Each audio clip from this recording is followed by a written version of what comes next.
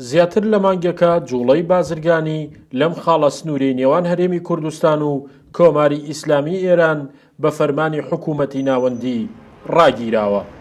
ئێرە خاڵی سنووری پشتەی ناحەی بەمۆی سەر بە پارێزگای هەڵەبجەیە. ئەگەرچی چەند جارێک کاسبکار و هاوڵاتیانی ناوچەکە لە ڕێگەی یاداشت و داواکاریەوە داوای کردنەوەی ئەم خاڵە سنووریان کردووە، بەڵام تاکو ئێستا بێوەڵام ماونەتەوە. ئەم مەرزە ئیسیفادەیە بووە تقریبا تا 5,000 کەس بێ ئیشوکار بوو ئێستا لە مەرزە.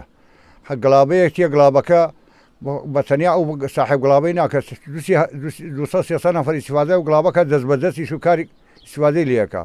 بەڵام کە بکرێتەوە مەسلحەتی فەقیرە کە نەکرێتەوە بە بەزەری فەقیرشکێتەوە. لە ڕووی ئابووری و ئابووری داڕماوە خەڵکی گوندی پشتە یەکەم نزیکی 7 نەفەر وەکو کرێکار ئیشی لێکردیتر بێ لە گڵابە و ئەوانەی کە توجارەکان چیمەت و شتیان لێ برد. ئێستا حالێن گوندی پشتە خەڵکەکەی بێ ئیشوکار و هیچ ئیشێکی نییە، مەرزەکە داکەوتووە و هیچ ئیشوکارێک نییە.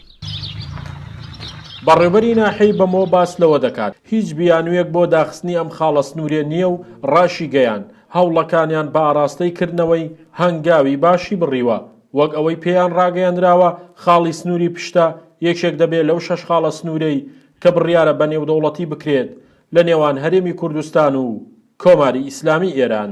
حکوومەتی عراقی نەرمی تەواوی نواندووە بۆکردنەوەی مەرزی پشتە و یەکێک دەبێت لەو مەرزانەی کە لە ئایندا دەکرێت بە ڕسمی، بەڵام کۆمەڵێ مەرجی هەیە. یەکێک لە مەرجەکان ئەوەیە کە دەبێت ئەو فەرمانگانەی کە کۆی فەرمانگەکان بریتە لە 11 فەرمانگە دەبێت لەگەڵ لە دەمی مەرزەکەدا بن.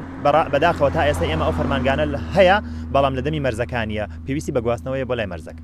مێژوویکردنەوەی خاڵی سنووری پشتە وەکو خاڵێکی لاوەکی بازرگانی لە نێوان هەرێمی کوردستان و کۆماری ئیسلامی ئێران دەگەڕێتەوە بۆ ساڵی 1993. پێش داخستنیشی لە مانگی ڕابردوودا زیاتر لە 500 شۆفێر و 1000 کاسبکار و کرێکار لێرە کاریان دەکرد، بەڵام ئێستا کۆگا بازرگانی و ئۆتۆمبیلەکانیان لە جوڵە و گواستنەوەی کاڵای بازرگانی وەستاون و ڕێگاکەشی تەنها ڕێبواران و گوندنشینانی ناوچەکە هاتوچۆی پێدا دەکەن. شاخەوان محەممەد، کورسات نیوز، ناحەی بەمۆ.